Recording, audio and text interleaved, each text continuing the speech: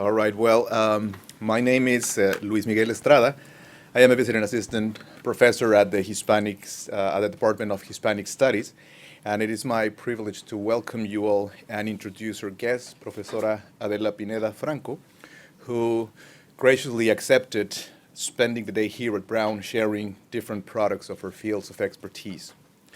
So before that, I want to thank the Watson Institute for their support, the Center for Latin American and Caribbean Studies, the Cagot Institute for the Humanities, and the Department of Hispanic Studies who are making all this possible. So thank you very much to all of you for accompanying us in this beautiful sunny noon. And again, thank you, Adela, for accepting the invitation. Adela Pineda Franco is a professor of Spanish and director of Latin American Studies at Boston University. Her research interests focus on 19th century and 20th century Spanish American literature, culture, and film, and on the relationship between politics and culture. Among her many published materials, which include a large number of articles and edited volumes, I will note her 2006 Geopolíticas de la cultura finisecular en Buenos Aires, París y México, las revistas literarias y el modernismo, Geopolitics of finisecular culture in Buenos Aires, Paris and Mexico, literary magazines and modernismo. Recently, in 2018, she published Steinbeck y México, una mirada cinematográfica en la era de la hegemonía estadounidense, Steinbeck in Mexico, a cinematographic inquiry in the era of American hegemony. And finally, the volume that brought us here today, The Mexican Revolution on the World Stage, Intellectuals and Film in the 20th Century. Professor Pineda has received a number of significant international awards and grants, including a grant by the U.S.-Mexico Fund for Culture and the Rockefeller Foundation. She has been a member of the prestigious National System of Researchers in Mexico, and in 2016, she received the Malcolm Lowry Award from the National Institute of Fine Arts in Mexico. When we were talking about this invitation, one of the many things that we discussed was the subject and the approach of this book. The book is about the Mexican Revolution, but in many senses, it's not exactly about Mexico. I will talk about this in a minute, but one of the captivating qualities of the Mexican Revolution on the world stage is the wide range of perspectives that it presents. It is a book that allows us to see local event from the perspective of several international intellectuals who in time reshape the event and speak about it and use it to speak about their own times and tribulations. Usually we approach historical events such as the Mexican Revolution from the local and regional perspectives, but as this book makes it clear, salient political events are never local, and this is even more evident when they are turned into the subject of art. Art takes subjects beyond their political frontiers and revisits them many decades later. In doing so, art reveals what is profoundly human about facts otherwise perceived in the isolation of their boundaries. In order to analyze this, the Mexican Revolution on the world stage takes the reader into a journey, moving both geographically and chronologically. As the chapters advance, in Adela's own words, the book explores the repercussions of the visual archive of the Mexican Revolution on global revolutionary thinking during the period of 1940 to 1970. It tackles these topics by examining the trajectories of a group of North American, European, and Latin American intellectuals who refashion iconic episodes and figures of the Mexican Revolution through the medium of film in order to explore and debate political, aesthetic, social, and or economic impact of modern revolutions. So we have 30 years from a multinational perspective, or to be more accurate, a complexity of several perspectives. Filmmaking is about image, which implies both the act of seeing, but also the act of presenting an object to be seen. Adela Pineda addresses both concerns by analyzing the myriad of cases involving the production and reception of the works. This way we gain access to the origin of the cases that made films possible. We understand John Steinbeck writing two different scripts for The Forgotten Village and Viva Zapata, or we gather what was the impact of Frantz Fanon's work in the Italian Western. we see part of the discussion on populism in new Latin American cinema. In short, Pineda's books allow us to understand the several representation of a fact, used sometimes as a direct source and others as background or motif. We understand the cases that interpret such fact, the Mexican Revolution through scripts, photography, direction, and fantastic final products, movies. But as I say, there's also a counterpart. Those who watch the movies, what did people see in these films? Not only audiences, but other filmmakers, intellectuals who engage in the very same discussions about revolutions worldwide. What could they see? Even more, the book presents us with the political repercussions of the films. Because of the nature of the topics, some of these materials were the subject of diplomatic tensions, discussions. Some were even used as evidence in public hearings. They face censorship, criticism, and all of them have been revisited as subjects of further critical analysis. Adela Pineda gave us those perspectives, adding, of course, her own intelligent and piercing gaze to make us see that art, when it's purposeful and well-crafted, is worth being revisited and rediscovered many times. So once again, thank you very much, and help me welcome in Adela Pineda.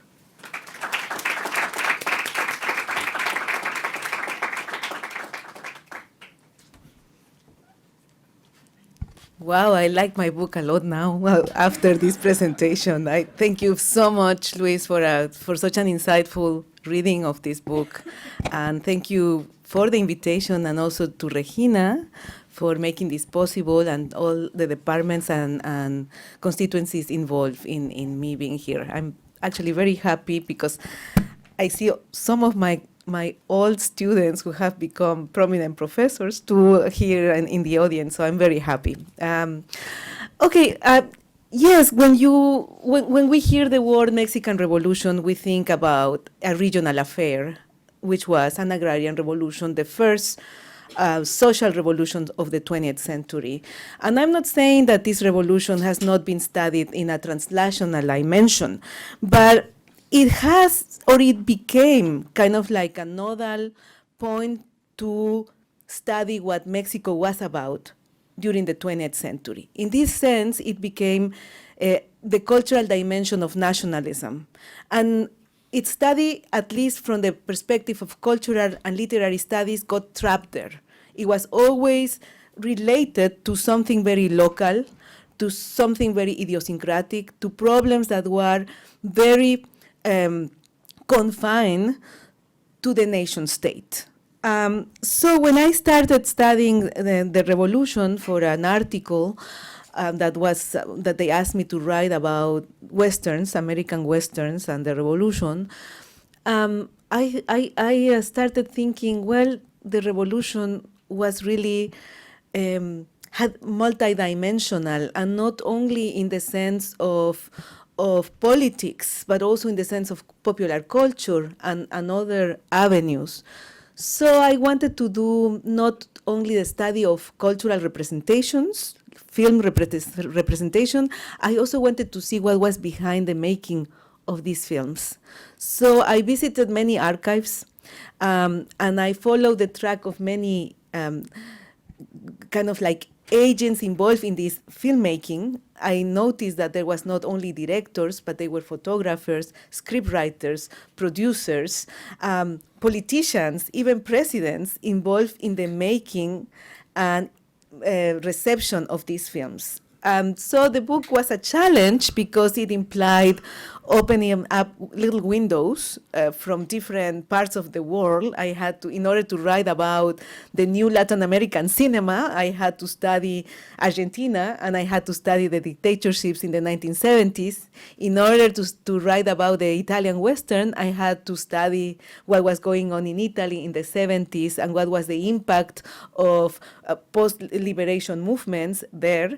So this implied a big challenge. I was shy about it at the beginning because I didn't know how the reception was going to be about the book.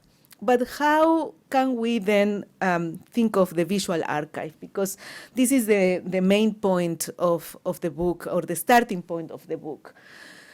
I think when you look at the photographs of the Mexican Revolution, what you see is that these photographs were very much staged.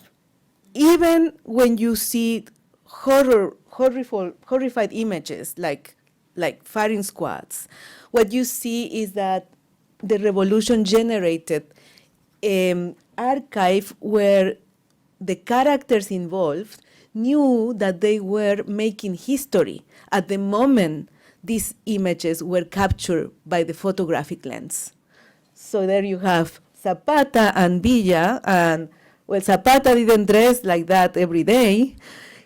He knew he had to become a respectful charro in order to combat the bad propaganda of him and his movement as just mere bandits. So the revolutionaries knew already what it was there in photography and film to win the revolution. In this sense, the Mexican Revolution was a modern revolution. It was always, it was fought not only in the battlefield, but also in that virtual battlefield of images. See, you see they are all looking at the cameras, no? And they say, like, here are the rurales, here are the federales, but here are we making history. Even in firing squads, no? You can see that at the moment of death, you know, these characters, these fighters were anonymous, but the camera were gonna make them not anonymous. And so these photographs became the seed for later refashionings or reinterpretationing of the revolution, not only in the political level, but also in the subjective one. What were the fighters doing? You know, like Nelly Campobello, that's a quote from Nelly Campobello's book Cartucho, based on the firing, on the execution of this very famous Villista fighter, Pablo Lopez. And it's based on the photographs that she assembled to write her story. So there is a new book by Horacio Legras who claims that the visual archive of the Mexican Revolution is a sublime archive. What does it mean by that? That it's so big, so impossible to assemble, to make sense of it, that we should not worry about that. We should not worry about trying to find the truth or the historic truth or the reality behind that proliferation of images, because those images have been remade several times with different purposes. So what I notice is that the archive has many motifs, and those motifs come from the revolution. And I saw those motifs repeated in so many other films with very different purposes. So there is the famous photograph by the Mutual Film Company, right? And then there is Bandera's refashioning of it in that movie as starring Pancho Villa as himself. There you have the motif of the train or the locomotive of power, of modernity taken by the people, for the people. And then you have the French movie by Louis Malle, Viva Maria, well, the whole feminist reinterpretation of this iconic motif had a different meaning. But it was not only the self-reflective character of the photographic record that made this archive so rich. Of course, nationalism was very important as a real cultural revolution that happened after the armed phase of the revolution. Another thing that I claim in my book is that I try to disentangle nationalism as just the hegemonic ideological state apparatus. I don't think nationalism is only the reproduction of the state's ideology, because when it came to the fore in the 20s, the state was still a weak entity. It was in the process of state formation. So when Vasconcelos called the artists foreign or national, come to Mexico and do something, and they would say, like, what? Do whatever you want, but do something and think about what Mexico is. So Mexico became this utopia for these many different artists, painters, writers, photographers, and that collage became part of nationalism, of the archive of nationalism. Here we have some images by Eisenstein, by Figueroa, by Clemente Orozco, Tina Modotti, Paul Strand, no? Some examples of that aesthetics of nationalism. But what I noticed then is that indeed by the 1940s, nationalism became an obsolete narrative to understand Mexico as a nation, because the economic policies of the state did not match its populist or social welfare state ideology any longer. In this point, the whole myth or cultural idea of the revolution was very controversial and complicated. And this is why I decided to study that period and not the period before. I decided to study the period when the real institutionalization of the revolution started in the 1940s to the 1970s, when it really collapsed after 1968. What I envision in doing this research is that the utopian drive that moved the intellectuals I studied was always problematized by the situation in Mexico and by the archive they delve into as well. So what I see in them is not, is not a clear, logical narrative of success, of revolutionary success. What I see in each of these films is a cluster of contradictions, of desires, of failed projects. And this is what I think is more fascinating in studying the archives of each of the films I address in my book. I also saw that around the concept of revolution, there were several concerns.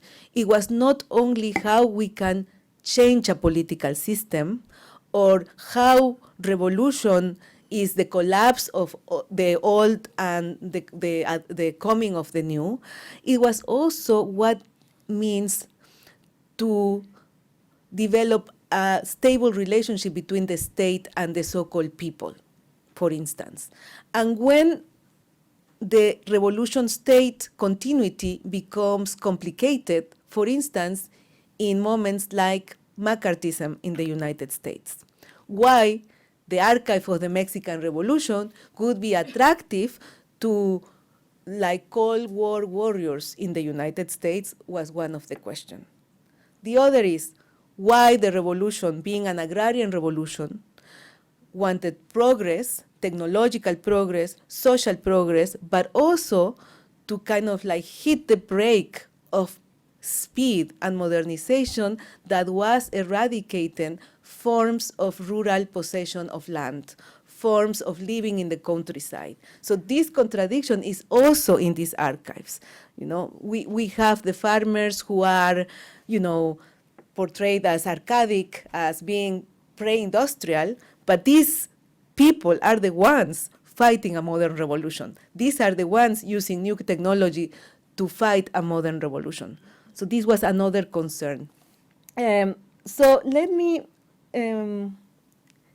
give you, this is one example of something I address in my book that has to do with the relationship of revolution, the people, and the state.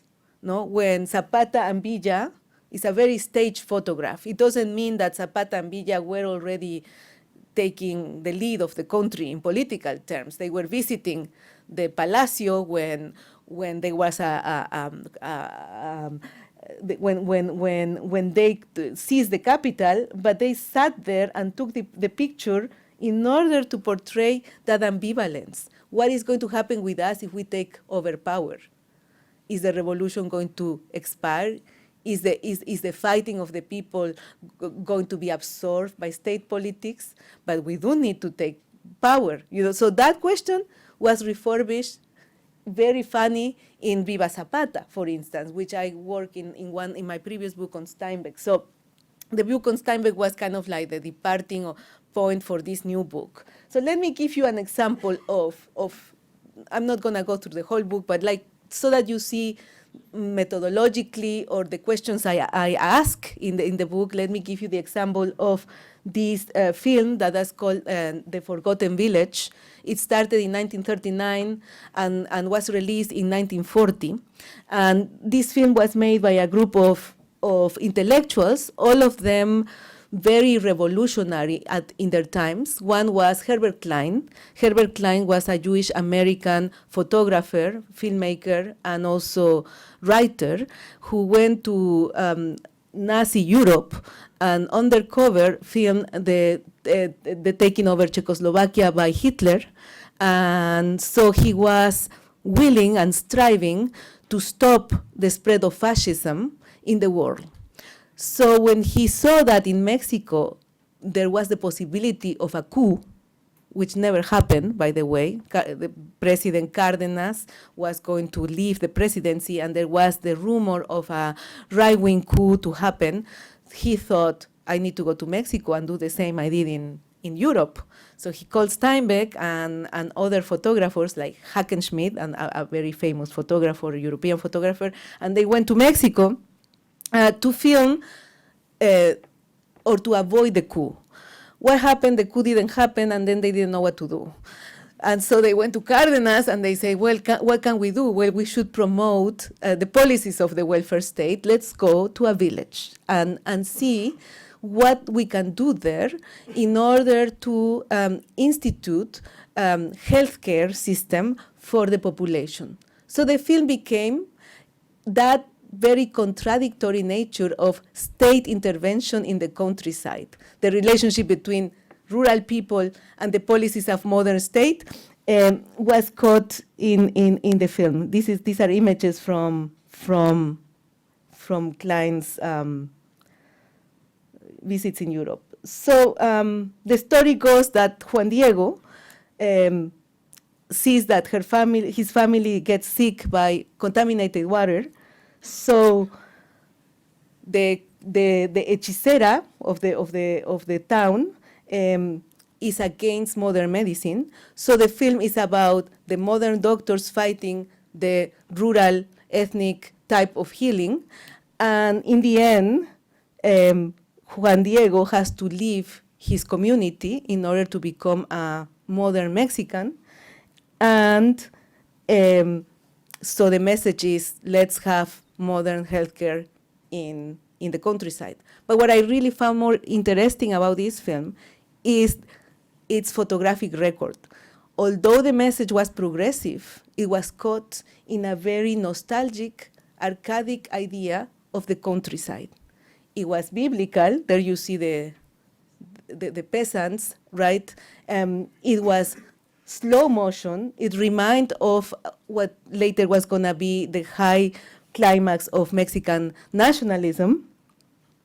It was very artificially crafted, and there was an idea of what indigenous life should remain from the archive of nationalism. But at the same time, it was very intrusive.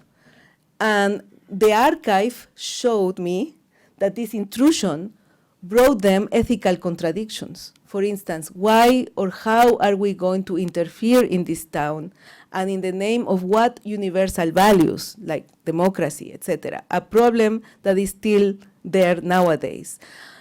What is also interesting is like the reception of the film was very contradictory. The film was censored because it was supposed to have kind of inhuman and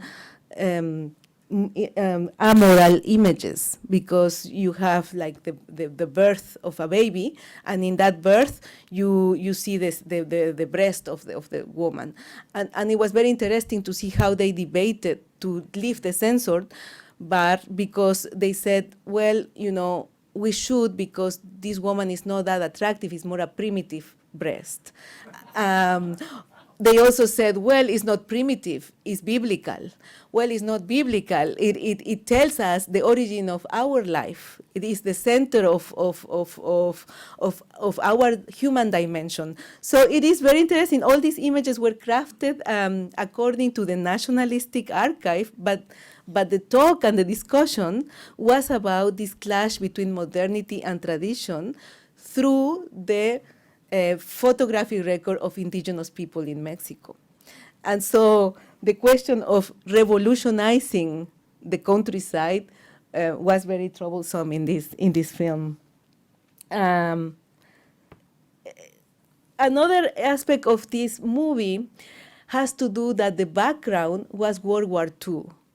And I also found fascinating that at the same time, the makers, particularly Steinbeck, were already kind of like sensing the importance of warfare, of modern warfare, dematerializing human perception, and making kind of like violent death a massive death, as Steinbeck wrote in this previous book that he actually wrote during the same time he was doing the other film, he was writing the film I just showed you. At the same time, later on, they start looking at the problem of modern interference from the sense of technology, right? So what I try to do in few words is I try to see this bigger context, the context of the World War, and the idea of the countryside in Mexico. So the idea of the countryside in Mexico cannot be detached from these global preoccupations with war and modernity. It's interesting because at the same time, Steinbeck was also writing a propagandistic book for the war, Bombs Away. So there you see the whole contradiction in this moment. And Mexico, for me, was the angle to bring to the fore the contradictions of these progressive intellectuals during the mid-20th century.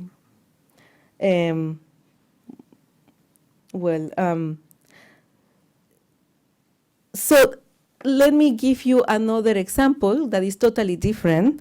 And I can start with this example with Los de Abajo, which is a famous novel of the Mexican Revolution. And in this novel, there is a scene where the bandit of the novel meets an intellectual named Cervantes. And Cervantes, the intellectual, asks him, look, I like your cause. I'm going to fight next to you. And then Cervantes asks him, what is my cause? And the intellectual just stares at him and doesn't know what to answer.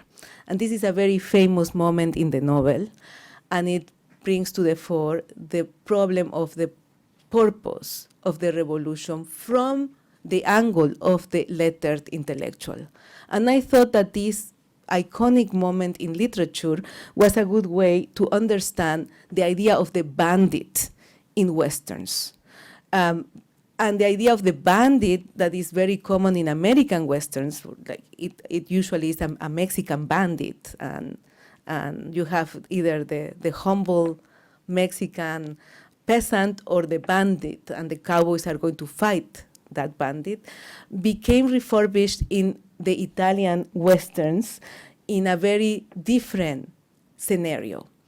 The bandit, or the purpose of the revolution for the bandit, is the main topic of Italian Westerns of the Mexican Revolution. There were so many in the 60s, in the mid-60s, that a term was coined as tortilla Westerns, no? Tortilla or Zapata Westerns. What characterizes them is, as you know, Sergio Leone, the Italian Western, is totally meta-reflexive. It's not about the West, it's about the myth of the West. So all these Westerns were highly crafted, and this was why they were very humorous. But in the case of the ones about the Mexican Revolution, you had also a connection with radical intellectuals One of the more radical intellectuals was Sergio Solinas. Solinas was a communist in Italy who was a fan of Fanon's ideas on post-liberation movements. He thought that in Europe, revolution was not possible anymore because of the high level of industrialization during the 60s. So he thought we need to export revolution to the third world. This was a very common mentality in the 60s. So what Solinas did is that he tried to bring this reflection to popular culture, because he also thought that the revolution cannot be won by just talking with intellectuals, although he was the scriptwriter of Gillo Pontecorvo's Battle of Algiers, for instance, and all these kind of movies that are very interesting. So he thought, I need to craft scripts that are about revolution in this post-colonial sense, but are funny. So he wrote all these Italian westerns, and the most famous one, the kind of like canonic one, is this one that is called Who Knows? And this brings us the memory of Los de Abajo question of like, why are we fighting the revolution? So the Western is called Who Knows?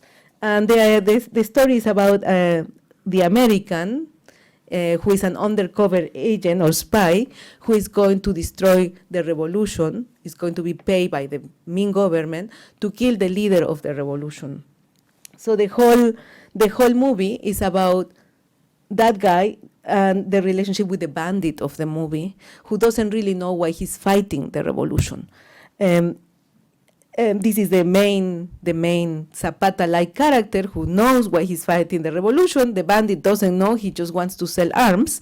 And then what we see in the story that I will tell you later, if you look at the photographic record though, what is very interesting about the Italian Westerns is that they are appealing to other scenarios. Here you have you see the Spanish Civil War, for instance. You don't those prisoners going to the firing squad don't look Mexican, and so the movie subliminally is appealing to several dimensions of revolutionary fighting during the 20th century.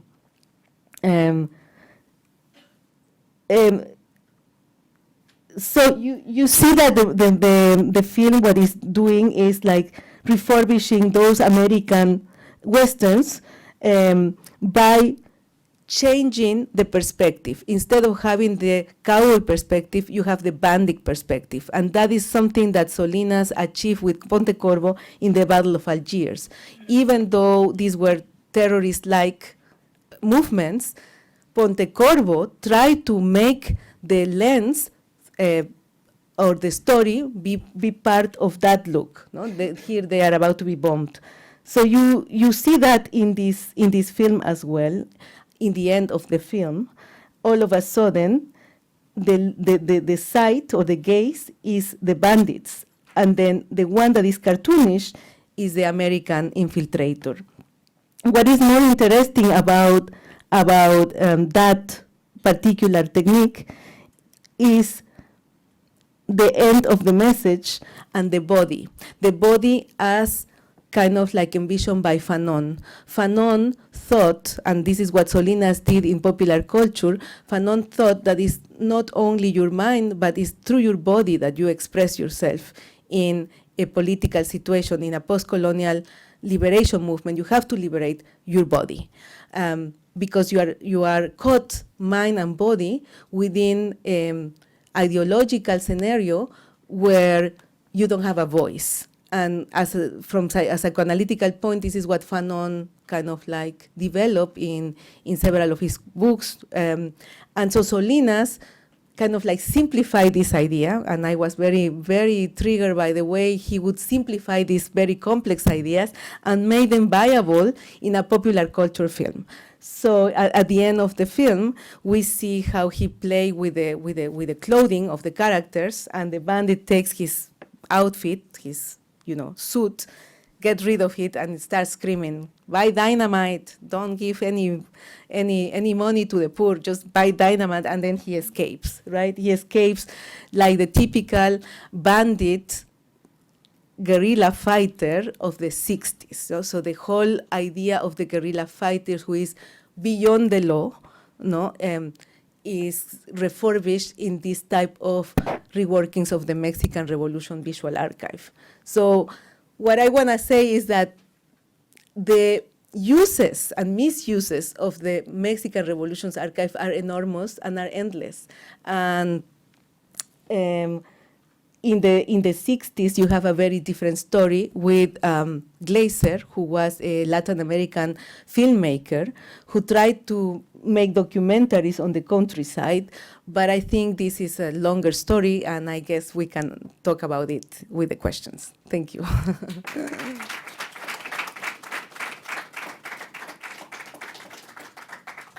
So I don't know if you have any questions, comments.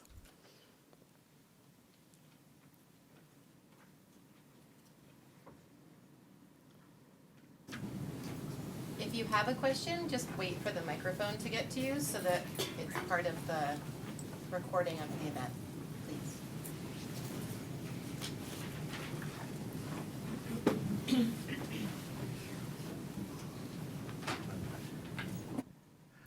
Thank you. Thank you very much for the presentation. That's a great perspective of what the book's about. And I just wanted to ask you if you could tell us about one part that I left out at the beginning and that you also left out, the epilogue, because to me that was one of the most appealing parts of the book. Mm-hmm. What now, after several decades and after these, the idea of revolution having changed that much in the world, what now with this visual archive? Yeah, like the epilogue was a reflection on like what I noticed of the period 1940-1970 is that the idea of revolution, the hegemonic idea of revolution was that the revolution state had a continuous movement. We made a revolution to win over the state power. Although all these intellectuals were questioning that possibility, although revolutions failed, right, that was the strife and the utopian image behind all these films. But I think like what happens in the 1990s in Mexico with the Neo-Zapatista rebellion brought a different dimension of revolutionary fighting. And also because film ceased to be such an important medium of communication with the internet and with other channels of communication, this frame of reference could not be longer sustained. Intellectuals first didn't play a part or a very important part in decision making in politics or in culture, etc. Film became a less important medium, and the idea of revolution was also not in fashion anymore, right?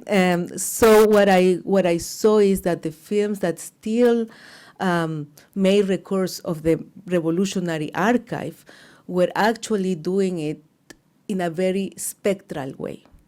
For instance, the documentary of Calle de Alvarado that was made by Gabriel Garcia Marquezon, what is his name?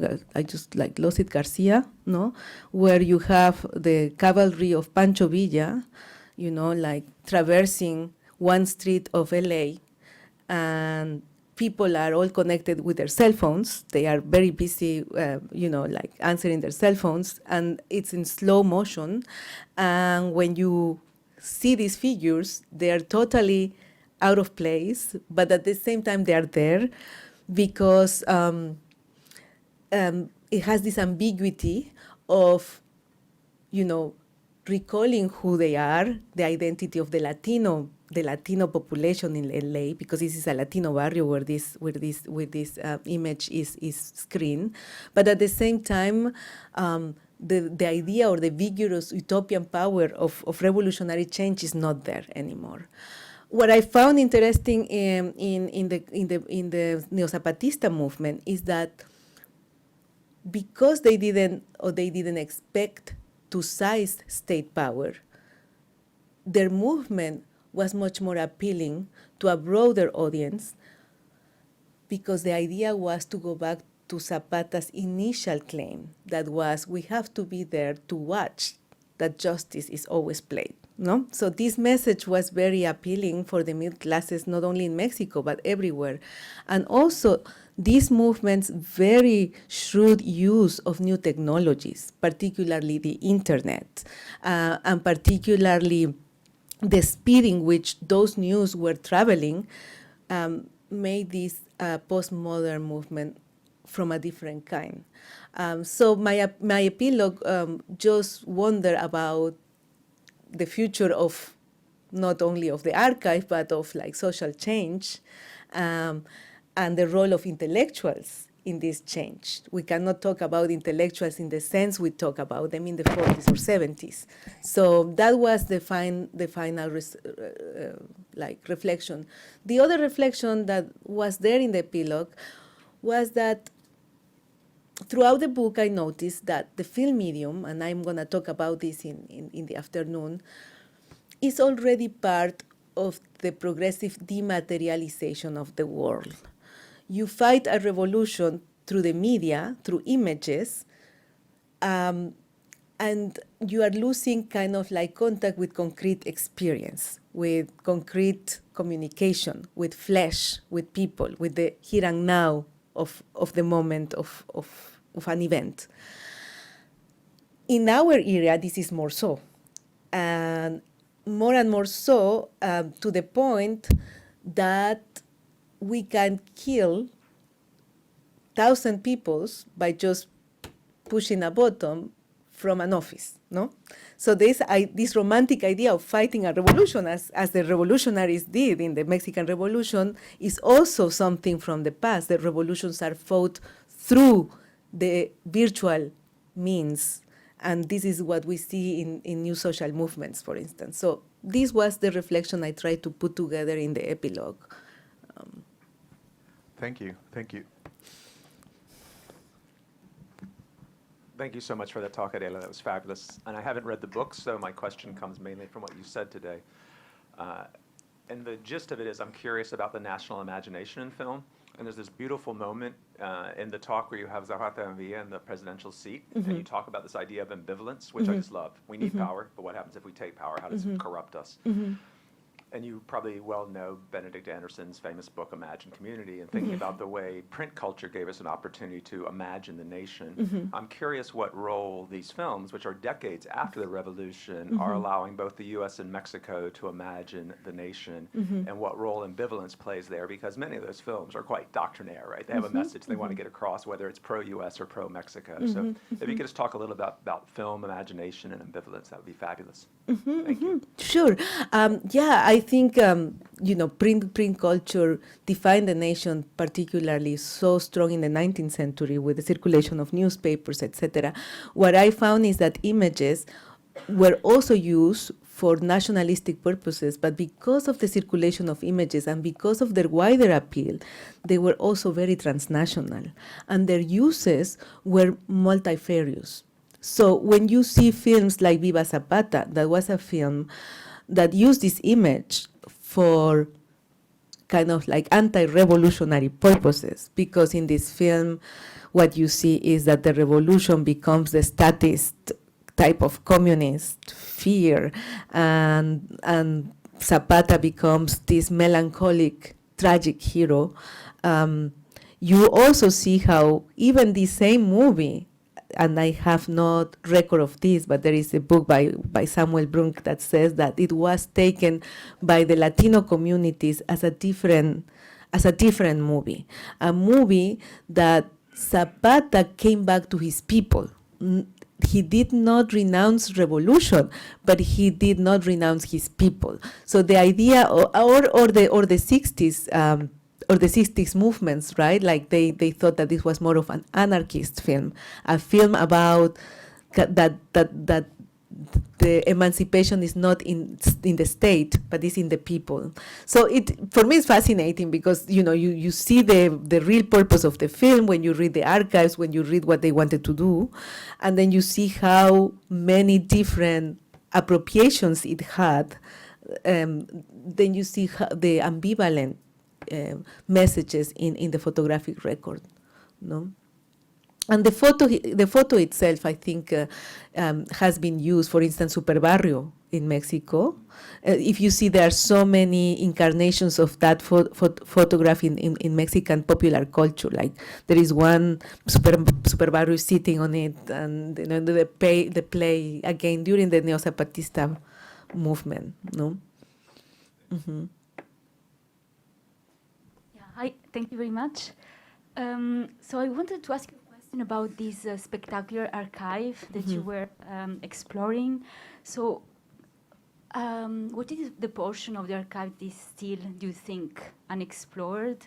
And then what kind of research is being conducted in the archive? Like, do you think that there is enough material to, for example, study the actual making of movies, like we can do in contemporary visual archives?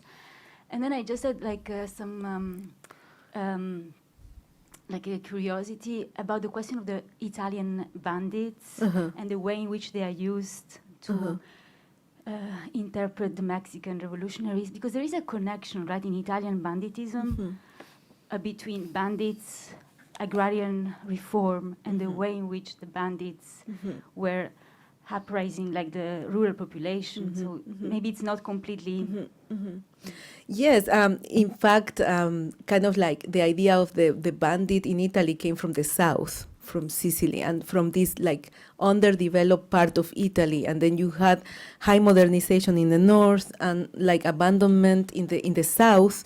And so, you know, all those novels and then films about bandits tackle that problem, and how the bandit was also associated with the mafia or with mafia politics was very much similar to what was going on during the times of the Mexican Revolution, or the problem of like modernization, the latifundio, etc. So I think like the visuals of the Mexican Revolution were very appealing to the Italian audiences. That's what like Solinas or Damiani said when they made these films, and that's why they also chose, or they cast very typical Italian actors like Gian Maria Volonté, right? Gian Maria Volonté is or even those that they were not Italian, but they had like this demeanor, like Cuchillo, who was like Cuchillo was his name in the movies, but he was a Cuban actor.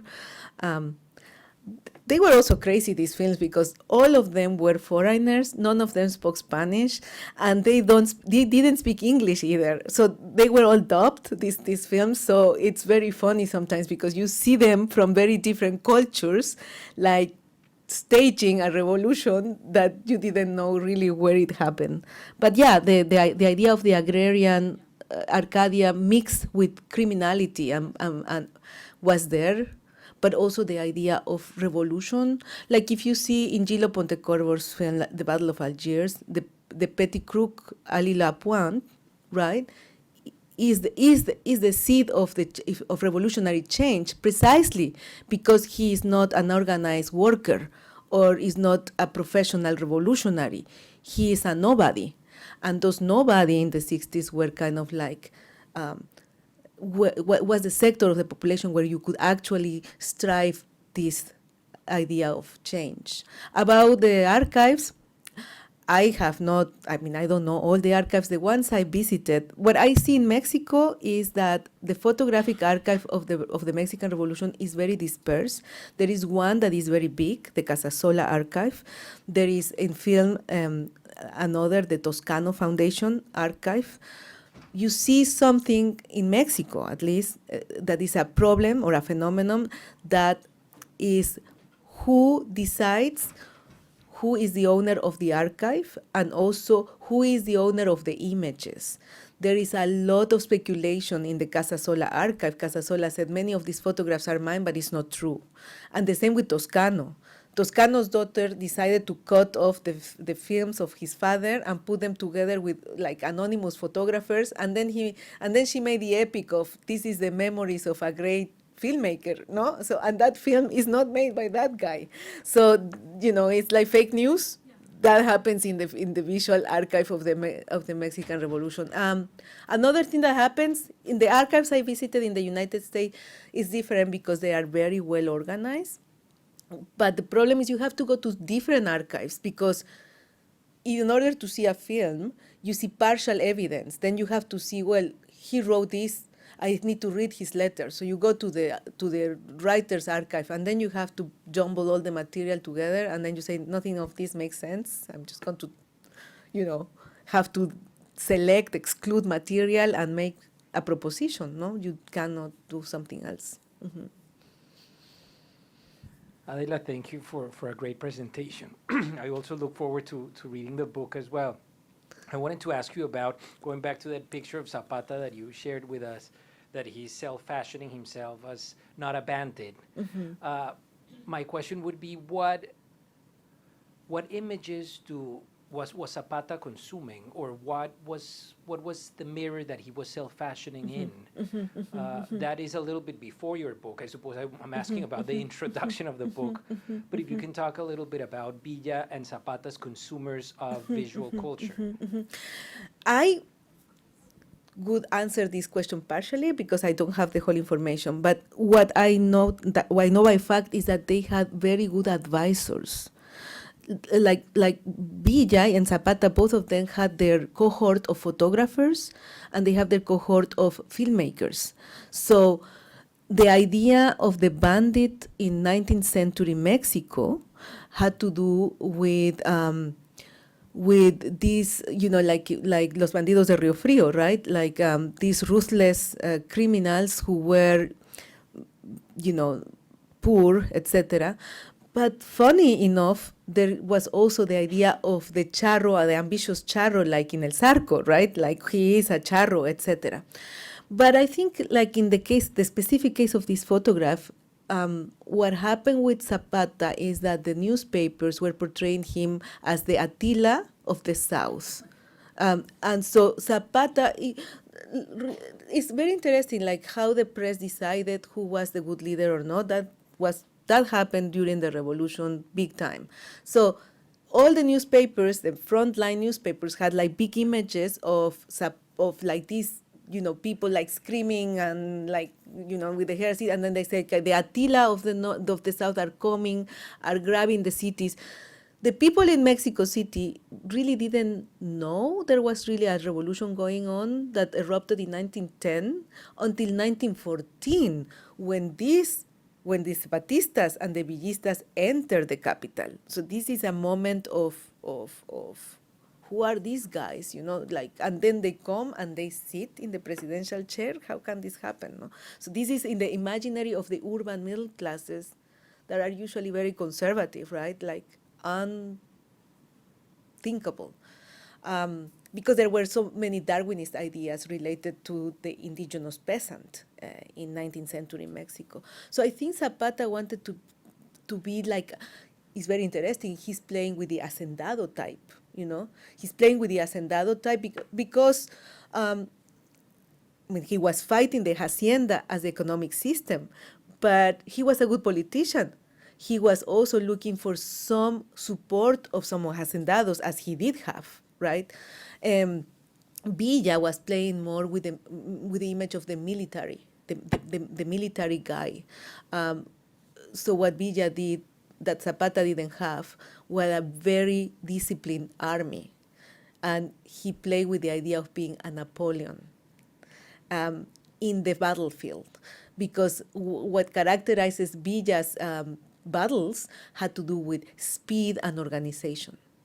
So he wanted to be envisioned as such, and they were both trying to fight the idea of bandidaje. Because, a revolution, like there was like vandalism, and there was, so they were trying to get rid of that image. Mm-hmm. Thank you.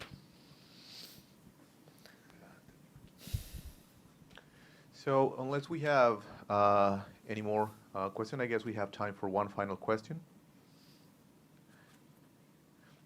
Okay. Hola, Adela. Thank you so much for coming. It's been very interesting hearing you describe your book. I have a question to bring the time a little bit into the future. So, what do you think about the Zapatista revolution of the 94?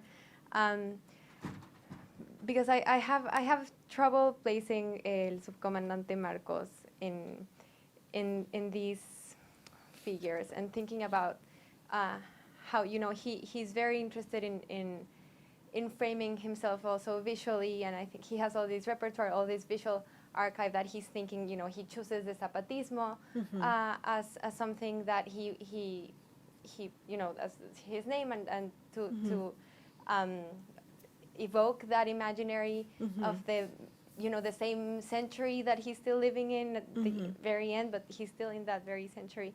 But he's also that intellectual, right, that comes in here to the south and from the north, and then stops in Mexico City and then comes down. So I wonder what you think what role you think he plays, and what part of the visual archive he brings, and he's successful in achieving. Okay, I think like Zapatismo, the original Zapatismo, this is debatable, but I don't think Zapata was not an intellectual himself. I think the Zapatistas had what Gramsci would call organic intellectuals. They were rural teachers, like Alan Knight, the historian, has proven this, right? And so the thing is that they had kind of like a very specific demand that was regional, and when it became national, it got very complicated for the Zapatista movement during the revolution, right?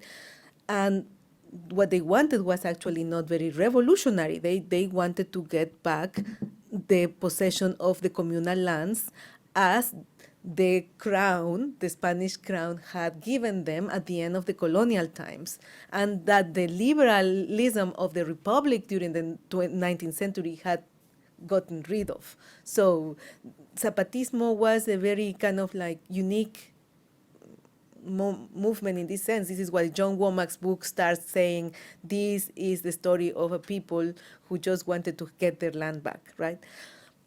But after the revolution, what happened with that region? The revolution, this is the ironic thing, the revolution created a state that had the institutions to kind of like co-opt popular movements within its umbrella, like unions, like associations, etc. This could be good or bad. Cárdenas thought of this as a good thing, right? But when the state became more and more to the right, those same institutions became the enemy of other organized movements. So in Zapatismo, like in the 60s, the Jaramillista movement in Guerrero and Morelos, what happened then? Well, they were not fighting as Zapata. They wanted to fight what the revolution had already achieved. That was, I want the state to give us the resources that we can actually kind of like, have this land made productive, and we want our autonomy, but we want the help that the state says should give us. And then, you have this terrible reaction of the states. And those are the worst violent years for Guerrero and Morelos and these territories. I think Neo-Zapatismo with Subcomandante Marcos is a very different story in terms of history, historically speaking, because Chiapas did not have the same relationship to the revolution. It was, like Rosario Castellano says, it was kind of like left aside. The hacienda stayed there, and there is a different type of multi-language and ethnic indigenous populations in the area. I'm just saying that what Marcos wanted to appeal to was of a postmodern type of revolutionary movement, and by using this, he wanted to erase the idea of the letter intellectual next to them. Like that was the idea of like all these previous movements had some lettered white foreigner coming in and kind of like alienating the popular idea of the movement, which I think was also a myth, the idea of like the first historian of the revolution, American Frank Tannenbaum, who was an anarchist in the 1920s, he wrote, "The Mexican Revolution is so cool because it's a revolution without intellectuals. No? It was made by the people for the people, you know." And I think this is very partial, right? Because we didn't have Lenin there, no, at the beginning. You have many phases, but it was like an agrarian revolution with organic and then hegemonic letter intellectuals. But I think Marcos is appealing to a transnational audience that had already different interests. It was not only the agrarian interest, it was the interest of feminist movements, of minority movements, and of questioning the idea of intellectual leadership. Thank you, Dr. Adela Pineda, so much for this conversation. Just two things before we leave. We have some books outside. So Brown Bookstore brought some books for sale. If you are interested in purchasing your copy, they're not that many, so you rush to them. And later today, 4 p.m. at Rochambeau House, we're going to have yet another conversation with Dr. Adela Pineda in a conversation named Film Before Film, a cinematographic inquiry into fin de siècle literature that it's promising to be just as good as this one. So if you want to join us, Rochambeau House, 4 p.m., you will be very welcome. Thank you. Thank you so much, Luis.